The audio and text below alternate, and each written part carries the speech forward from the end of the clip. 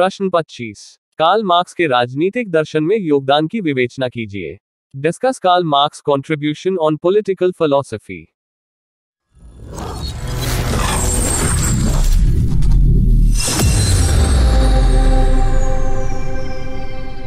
उत्तर, Marx के चिंतन के स्रोत। Sources of Marx's political thought. Marx को अपने चिंतन में निम्न स्रोतों से सहायता मिली थी। एक, हीगल के दर्शन का प्रभाव। मार्क्स पर हीगल के दर्शन का काफी प्रभाव पड़ा। मार्क्स का द्वंद्वात्मक भौतिकवाद का सिद्धांत हीगल के द्वंद्वात्मक तर्क पर आधारित है। मार्क्स ने हीगल के इस विचार को सही बताया कि समाज का विकास द्वंद्वात्मक रीति से होता है, परंतु इन दोनों के निष्कर्ष, अरे कहना क्या चाहते हो, एक दूसरे के विपरीत हैं।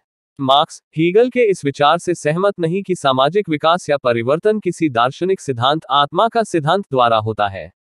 हीगल के अनुसार जगत में विचार ही अंतिम सत्य है, परंतु मार्क्स के अनुसार अंतिम सत्य भौतिक तत्व है। मार्क्स ने अपने ग्रंथ कैपिटल में लिखा है, मैंने हीगल के द्वंद्वात्मक तर्क के सिद्धांत के सिर के बल पाया, आत्मा के आधार पर मैंने उसे उल्टा पैरों के बल खड़ा कर दिया, भौतिक आधार पर। 2, फ्रांस के क्रांतिकारी समाज का प्रभाव। मार्क्स ने क्रांतिकारी और वर्ग संघर्ष का सिद्धांत फ्रांस की समाजवादी विचारधारा से ग्रहण किया। सेंट साइमन तथा फोरियर के विचारों ने मार्क्स को समाजवाद की एक निश्चित व्याख्या प्रदान की। लास्की कहता है, किसी भी पहलू से हम देखें, उसका मार्क्स का चिंतन सामाजिक दर्शन के इतिहास में स्वयं एक युग है। उसके विषय में एक महत्वपूर्ण बात यह है कि उसने साम्यवाद को अस्त-व्यस्त रूप में पाया और उसे एक आंदोलन बना दिया। उसके द्वारा साम्यवाद को दर्शन और गति प्राप्त हुई। 3, ब्रिटिश समाजवादियों और अर्थशास्त्रियों का प्रभाव। एडम स्मिथ व रिकार्डो के आर्थिक दर्शन से मार्क्स ने यह विचार ग्रहण किया कि मूल्य की उत्पत्ति श्रम से होती है। ग्रे के अनुसार मार्क्स का मूल्य का सिद्धांत रिकार्डो के आर्थिक लगान का ही संशोधित रूप है। 4, औद्योगिक क्रांति का प्रभाव। मार्क्स के विचारों पर औद्योगिक क्रांति व कारखानों द्वारा बड़े पैमानों पर उत्पत्ति के कारण उत्पन्न विषम परिस्थितियों का बड़ा प्रभाव पड़ा।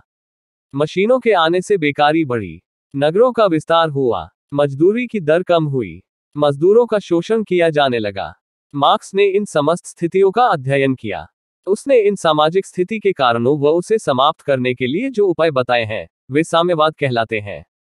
5, व्यक्तिवाद के विरुद्ध प्रतिक्रिया का प्रभाव। मार्क्स के चिंतन पर उस प्रतिक्रिया का भी प्रभाव पड़ा, जो व्यक्तिवाद के विरुद्ध प्रारंभ हुई थी। राज्य द्वारा हस्तक्षेप की नीति से समाज 2 वर्गों, हैव्स और हैव नॉट्स, में बंट गया। राज्य को विवश होकर आर्थिक कार्यों में हस्तक्षेप करना पड़ा। मार्क्स ने भी मजदूरों के शोषण के विरुद्ध नए सामाजिक सिद्धांत का प्रतिपादन किया। वस्तुतः मार्क्स का साम्यवाद पूंजीवाद के समस्त दोषों का इलाज है। बात तो सही है। इस प्रकार स्पष्ट है कि मार्क्स के विचार सर्वथा मौलिक नहीं है। फिर भी, जैसा कि मैक्सी ने कहा है, उसने प्राचीन विचारकों द्वारा प्रतिपादित विचारों को इस प्रकार रखा है कि उसका समस्त विचार एक नया ही प्रतीत होता है।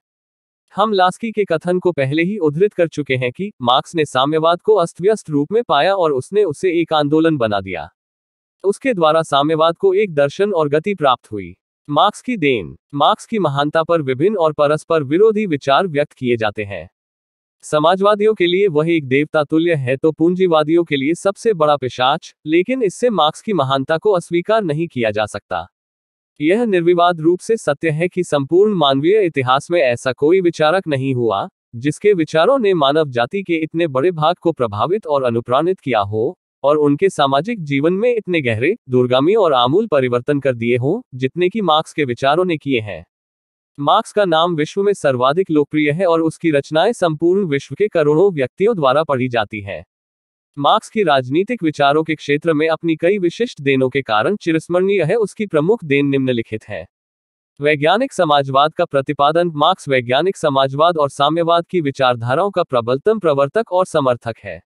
मार्क्स प्रथम समाजवादी नहीं था और मार्क्स के पूर्व भी Robert Owen, F.D. Maurice, Charles Kingsley, doctor Hall, Proudhon और सेंट साइमन आदि समाजवादी विचारक हुए हैं, किंतु इन लेखकों द्वारा प्रतिपादित समाज प्लेटो की रिपब्लिक और थॉमस मूर की यूटोपिया की भांति काल्पनिक था। किंतु मार्क्स द्वारा प्रतिपादित समाजवाद एक काल्पनिक विचारधारा न होकर विधिवत रूप से प्रस्तुत एक व्यवहारिक दर्शन है, जिसमें विद्यमान विश्व की आर्थिक और राजनीतिक स्थिति को परिवर्तित करने का एक व्यवहारिक मार्ग भी बताया गया है। इस प्रकार अबे जल्दी बोल, कल सुबह पनवेल निकलना है। समाजवाद को वैज्ञानिक एवं व्यवहारिक रूप प्रदान करने का श्रेय मार्क्स को ही प्राप्त है।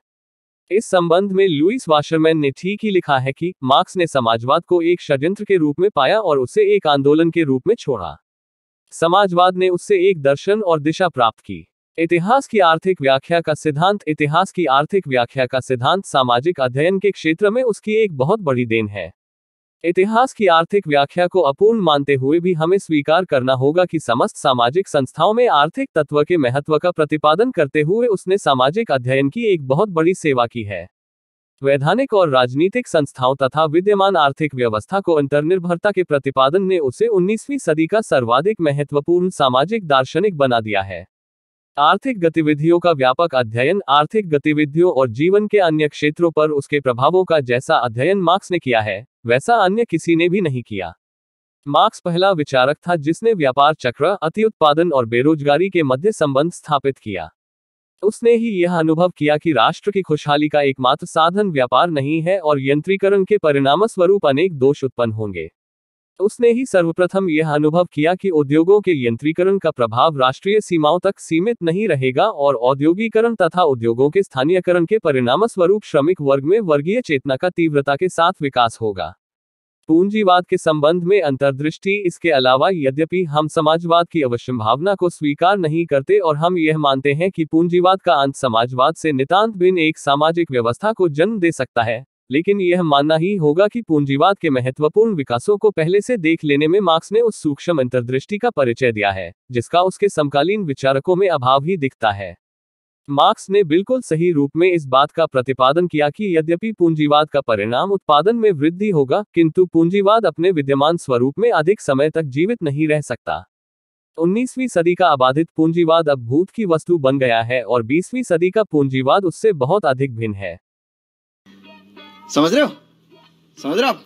समझ रहे हो ना? श्रमिक वर्ग में वर्गीय चेतना और एकता को जन्म। इन सब के अतिरिक्त मार्क्स की यदि कोई बड़ी देन है तो वह है श्रमिक वर्ग में वर्गीय चेतना और एकता को जन्म देना, उसकी स्थिति में सुधार करना, पूंजीपतियों के सम्मुख उनकी स्थिति को सबलता प्रदान करना और उन्हें पूंजीवाद के विरुद्ध अंतिम संघर्ष के लिए तैयार करना।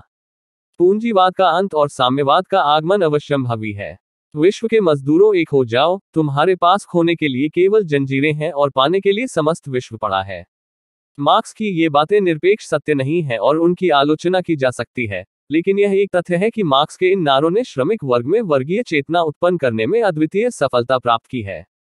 मार्क्स ने समाजवाद के सैद्धांतिक विवेचन के अतिरिक्त प्रथम अंतर्राष्ट्रीय मजदूर संघ का निर्माण कर श्रमिक वर्ग को संगठित भी किया। मार्क्स तथा उसकी विचारधारा का महत्व इस बात में है कि वह पूर्णतया शोषित वर्ग के कल्याण हेतु समर्पित है और इसी बात ने उसे महान व्यक्ति बना दिया है।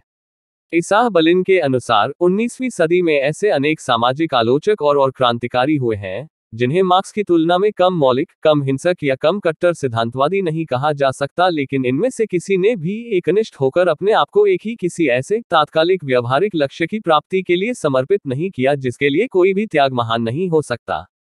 वेपर ने मार्क्स के संबंध में लिखा है, अपने संदेश की शक्ति और भावी साम्यवादी आंदोलन पर अपने प्रभाव के आधार पर विश्व के महान राजनीतिक विचारकों के किसी भी संग्रह में मार्क्स का स्थान पूर्णतया सुरक्षित है।